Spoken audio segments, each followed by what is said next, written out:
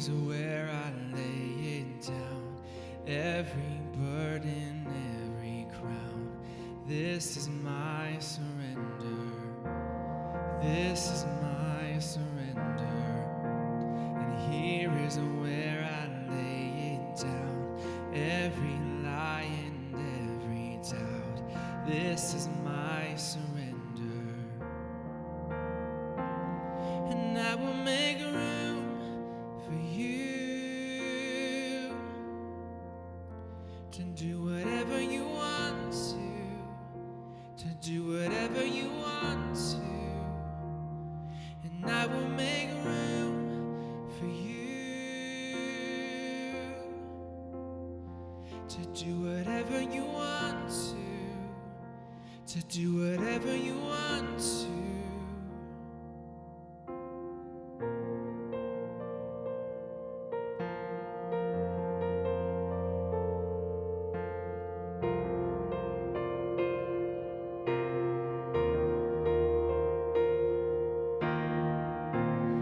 Here is where I lay it down.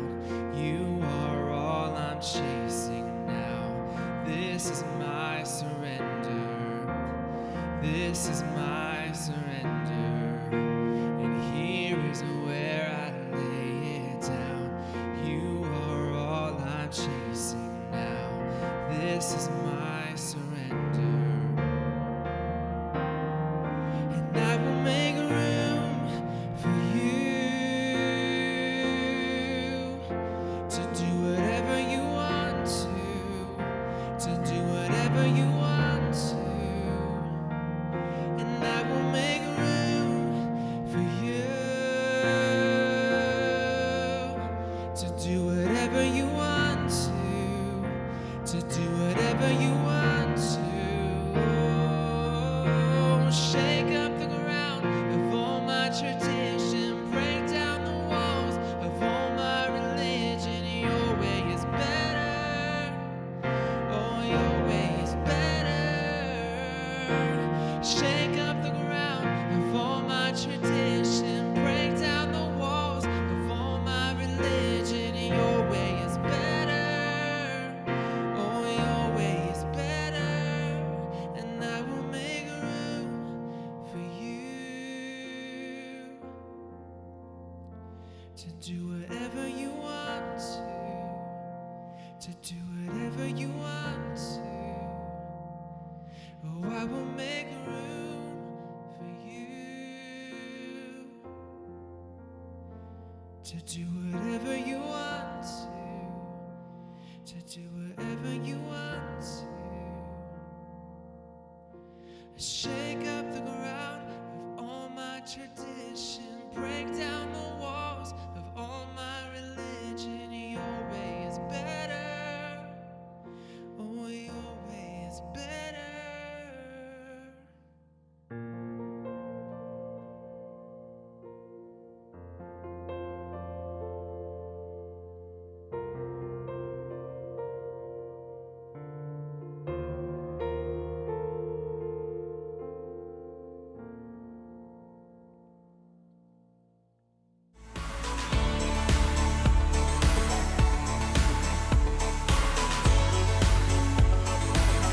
Hey friends, it's Dustin, and I want to welcome you to this week's sermon.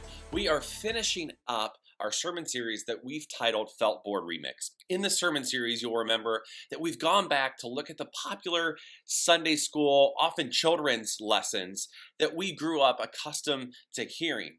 But sometimes those lessons got pushed into the realm, because we heard them as kids, as being just kind of fairy tales, nursery rhymes, children's stories, and not actual accounts, experiences that people had with God.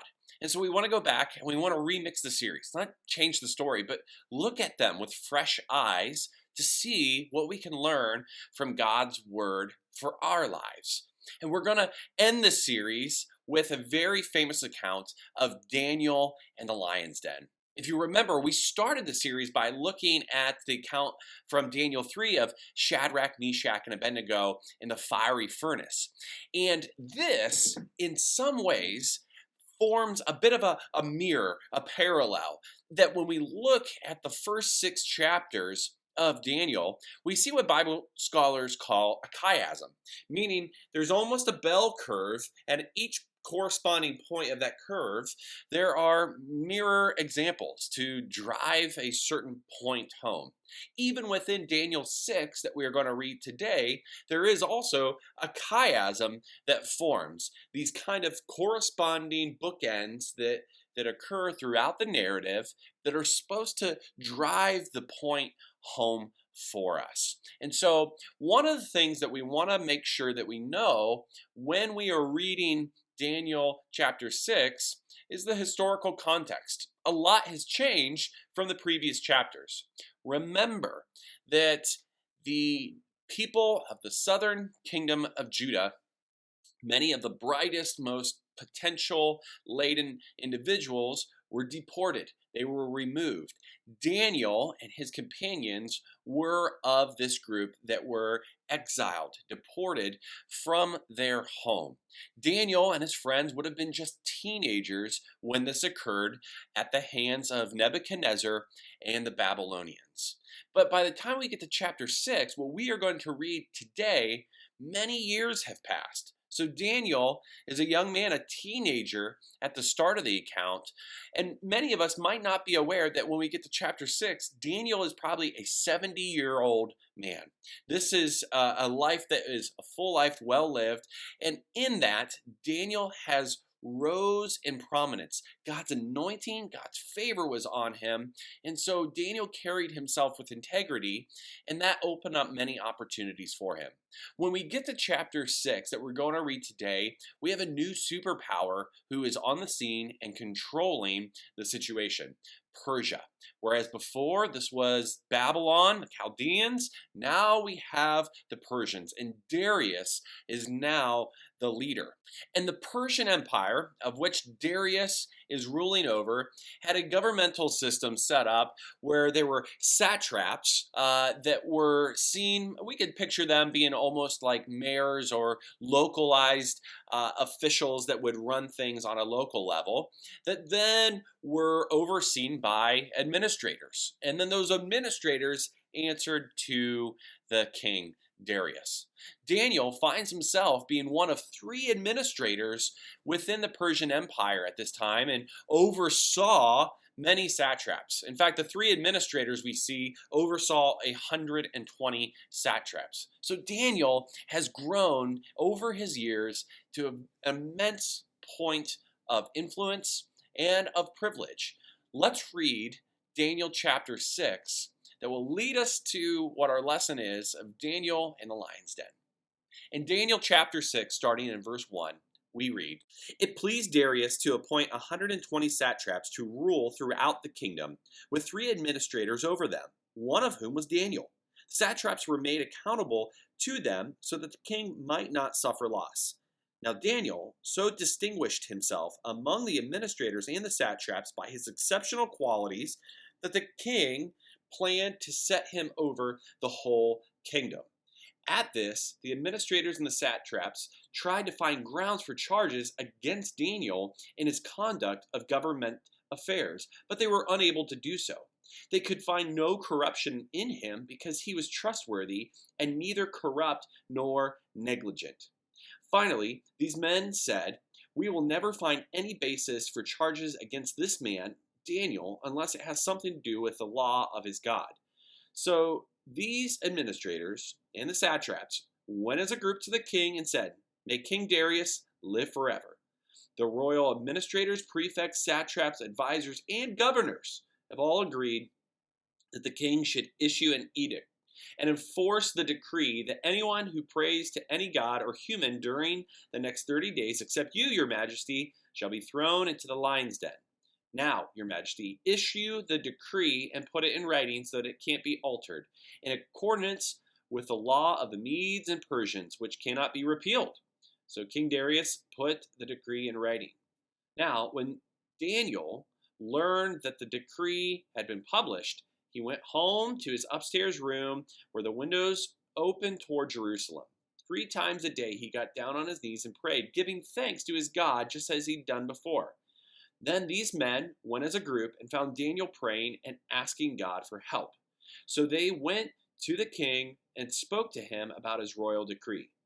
Did you not publish a decree that during the next 30 days, anyone who prays to any god or human being except you, your majesty, would be thrown into the lion's den? The king answered, the decree stands in accordance with the law of the Medes and Persians, which cannot be repealed. Then they said to the king, Daniel, who is one of the exiles from Judah, pays no attention to you, your majesty, or to the decree you put in writing. He still prays 3 times a day. When the king heard this, he was greatly distressed. He was determined to rescue Daniel and made every effort until sundown to save him. Then the men went as a group to King Darius and said to him, remember, your majesty, that according to the law of the Medes and Persians, no decree or edict that the king issues can be changed. So the king gave the order, and they brought Daniel and threw him into the lion's den. The king said to Daniel, may your God, whom you serve continually, rescue you. A stone was brought and placed over the mouth of the den, and the king sealed it with his own signet ring and with the rings of the nobles, so that Daniel's situation might not be changed. Then the king returned to his palace and spent the night without eating or without any entertainment being brought to him, and he could not sleep. At the first light of dawn, the king got up and hurried to the lion's den. When he came near the den, he called to Daniel in an anguished voice, Daniel, servant of the living God, has your God, whom you serve continually, been able to rescue you from the lions? Daniel answered, may the king live forever. My God sent his angel, and he shut the mouths of the lions. They have not hurt me, because I was found innocent in his sight, nor have I ever done any wrong before you, your majesty. The king was overjoyed and gave the orders to lift Daniel out of the den. And when Daniel was lifted from the den, no wound was found on him, because he had trusted in his God. At the king's command, the men who had falsely accused Daniel were brought in and thrown into the lion's den, along with their wives and children. And before they reached the floor of the den, the lions overpowered them and crushed all their bones. Then King Darius wrote to all the nations and peoples of every language in all the earth, may you prosper greatly. I issue a decree that in every part of my kingdom, people must fear and reverence the God of Daniel, for he is the living God, and he endures forever. His kingdom will not be destroyed. His dominion will never end. He rescues and he saves. He performs signs and wonders in the heavens and on the earth.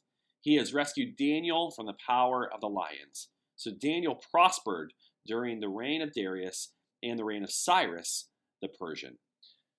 So we have here Daniel, who's risen in prominence because of his integrity, because of his trustworthiness, and because God's anointing and favor was on him. And those that were around him were jealous. Those that were around him started to conspire against him because of the success of Daniel. Daniel was someone who didn't get caught up in gossip, I'm sure.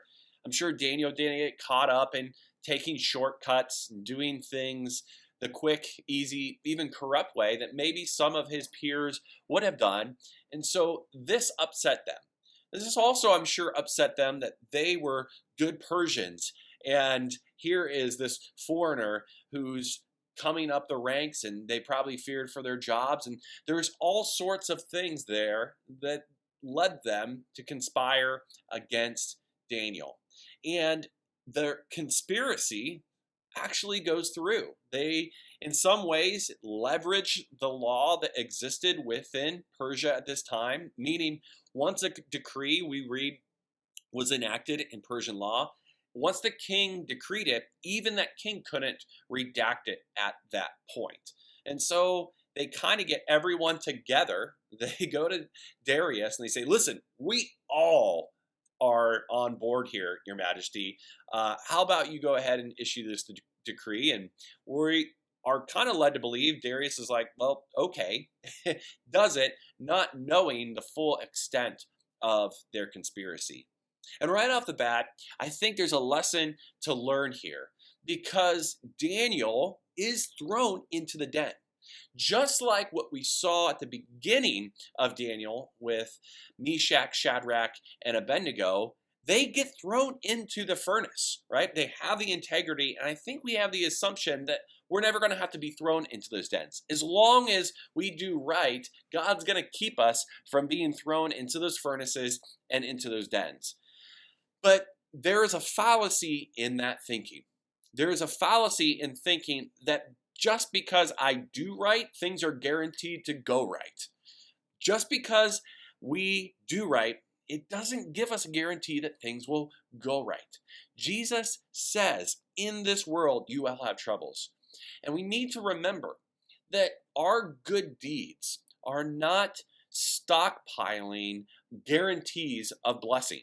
When we do right, that is not why we do what is right and righteous. We do right because it is right. And that is a lesson that I think we all need to take to heart. That just because I do the things the right way, it doesn't mean that we won't escape problems. It doesn't mean that God is somehow obligated to us to bless us.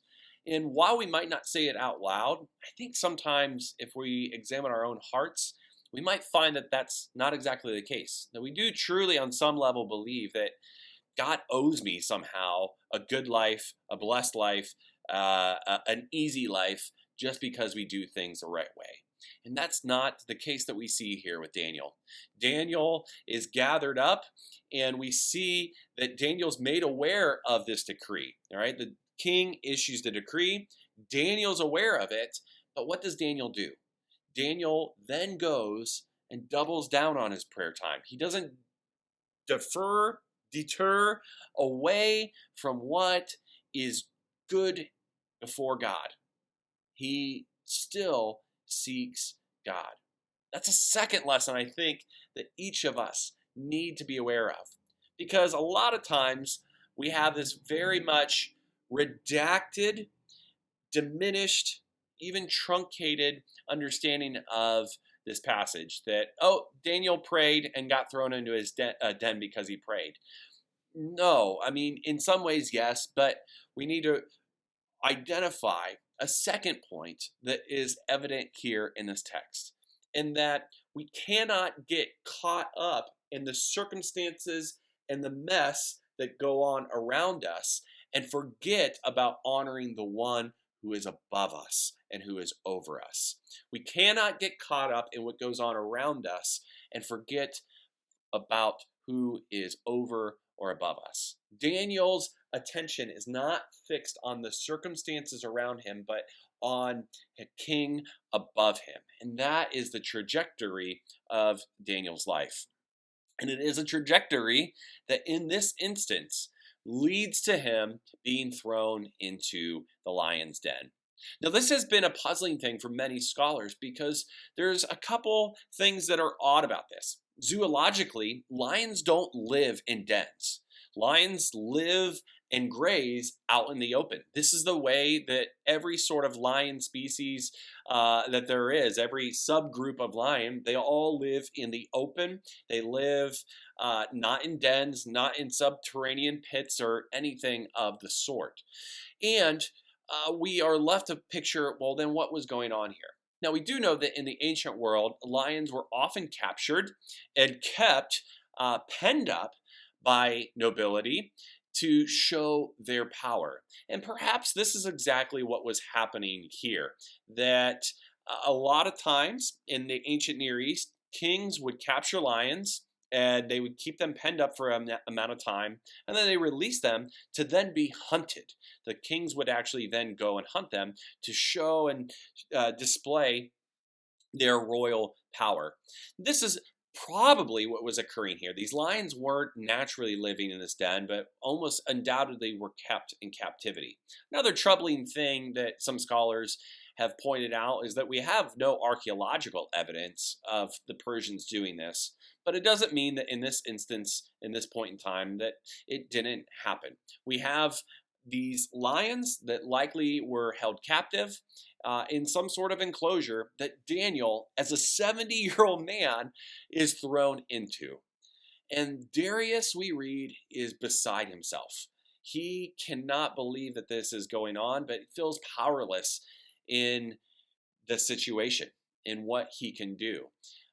Darius was someone who had grown quite fond of Daniel, and Darius issues a blessing, a prayer even, to say, may God protect you.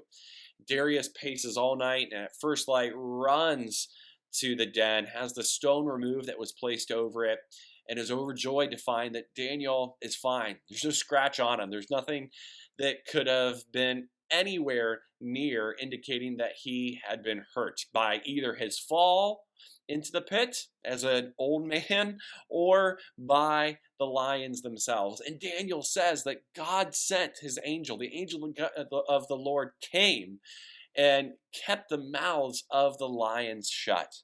And once more, just like we saw in the earlier instance from Daniel of Shadrach, Meshach, and Abednego in the furnace, we see the true lesson for you and I to hear here. In that the lesson of the story is, yes, obviously, God is mighty, God is powerful, God is able to save, as he did in the fiery furnace and earlier in the book of Daniel, but also here in chapter 6 in the lion's den. But I think a point for you and I to get into our heart that Daniel shows us is this.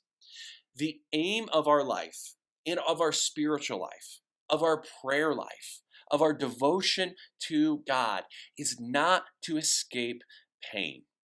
The object of our life, of our prayer life, of what we seek is not to escape hurtful situations, not even to gain external pleasure, blessing, X amount of things.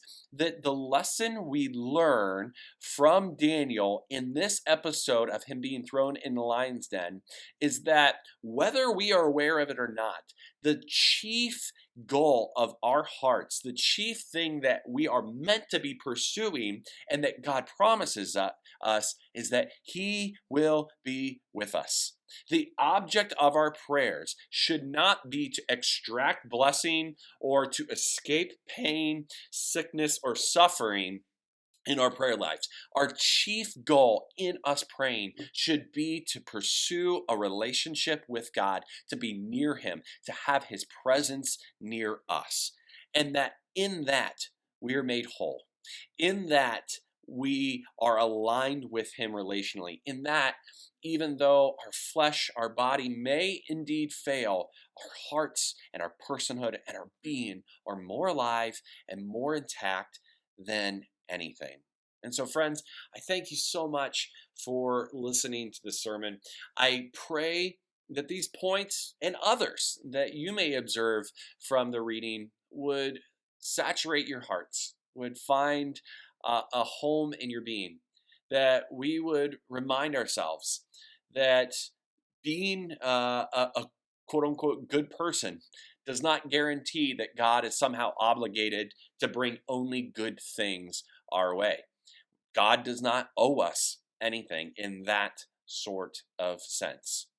That we would also be a people that don't get consumed with the peripheral circumstances and get sucked into all the noise and all the chaos and thereby forget who is above us, who is sovereign, who is good, who is in control.